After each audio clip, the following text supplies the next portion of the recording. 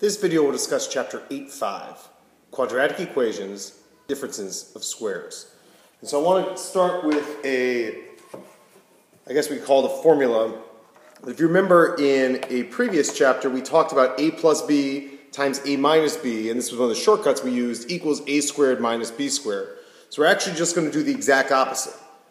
Okay, so what we're saying now is that if it's a squared minus b squared, then that will equal a plus b times a minus b. So you'll notice these two say the exact same thing. Essentially, I took this part and wrote it here, and I took this part and wrote it there. But you may want to think about writing particularly this bottom part down in your notes because we're going to use this a lot today. So the idea is we're looking for things that are a squared minus b squared, right? And so that would be the differences of squares. So the idea is that, okay, if this is a squared, what would a be? And if this is b squared, what would b be? So if a squared, sorry, not a very good 2. If a squared equals 4b squared, then a would be 2b, right? Because 2b times 2b would give me 4b squared. And if b squared, I want you to notice that I'm keeping this as a positive because our chapter is called Differences of Squares. These are all going to be subtraction problems. So if b squared is 121, then b is 11.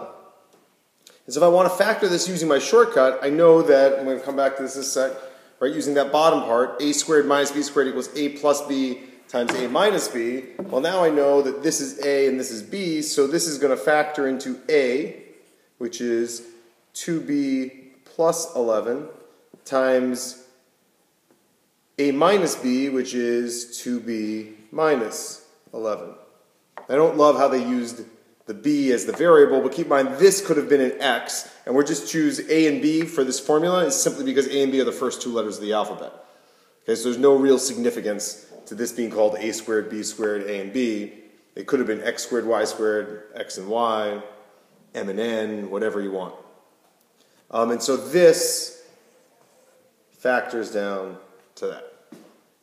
All right, so that's the single step. We're going to talk about what happens now when we have to end up combining a couple of methods.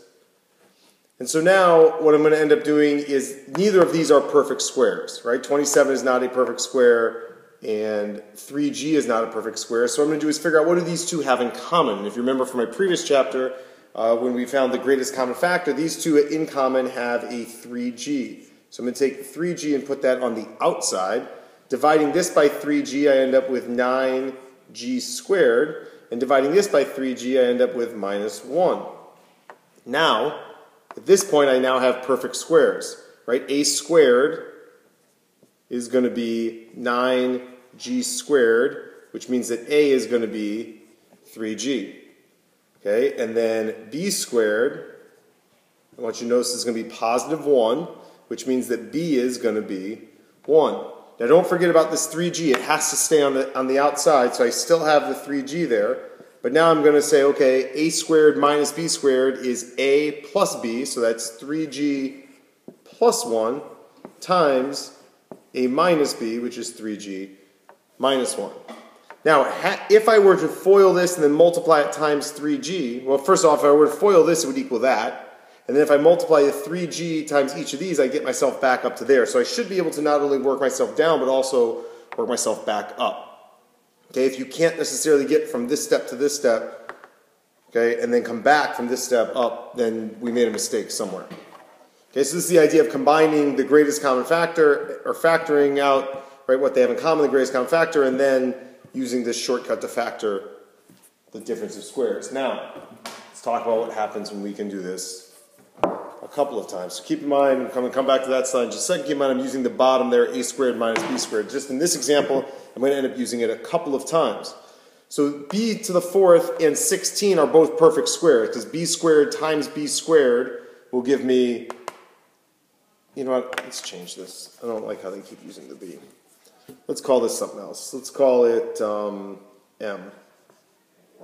So m to the 4th minus 16. So m to the 4th, m squared times m squared gives me m to the 4th, and 4 times 4 gives me 16. So I know that now my a is going to be m squared, and my b is going to be 4. So I'm skipping the step now. Hold on, I'll come back to that in a second. I'm skipping this step where I write down the a squared and the b squared. I'm just going straight to a and b, which I think some of you may be ready for that. So now this is going to be a plus b, so that's m squared plus 4 times m squared minus 4. So a lot of people would stop there, but your problem is that, I guess not necessarily a problem, the good news is that this is a difference of square, because m squared minus 4, m times m gives me m squared, 2 times 2 gives me 4. Now this is going to have to stay, right? But over here, my a is going to be m, and my b is going to be 2. So this is coming down because there's nothing I can do with the sum of squares. So this is m squared plus 4 has to stay. But now this is going to become m plus 2 times m minus 2.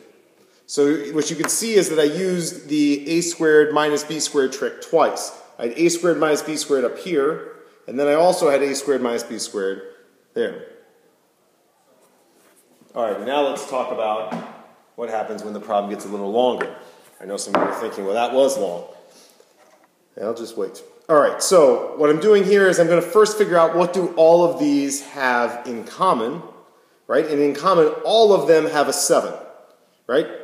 People might say 7x, but this does not have an x. They all have a 7 in common. So I can first take out a 7, which means that this is going to be x to the third plus 3x squared minus x minus 3.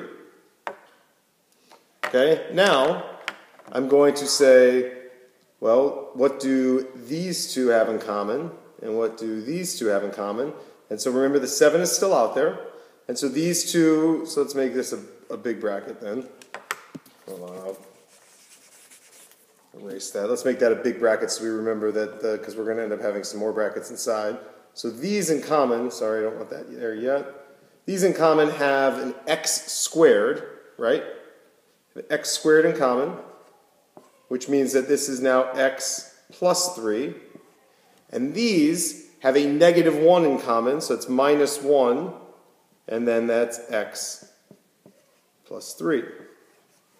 Okay, now working inside of the bracket, so the 7 is still on the outside. These now have an x plus 3 in common, as well as, and then what's left over is the x squared minus 1. Okay, now some people might stop, but there's good news. This is a difference of squares. So my a is going to be x, and my b is going to be 1. So I now have 7 on the outside. We're getting close to our final answer. X plus 3. But now this, I can make a plus b and a minus b, and since this is a and b, this is going to be x plus 1, x minus 1. Right? And so there is my final answer. Now the key thing here is just to kind of remember everything that we've talked about. First we're looking to see, is there anything in common? Then we're looking at this point, these have nothing in common. There's not perfect squares, plus the fact that there's 4 terms right there tells me I'm not going to be able to use this trick. Right? We get it down to here, which is what we just took our quiz on. You're coming down to here. Okay, and at this point now we should start looking, okay, are either of these perfect squares? If the answer is no, that they're not perfect squares, you would have been done there, but because these are differences of squares, we can actually take it that one more step to that final blue step. So there is your final answer.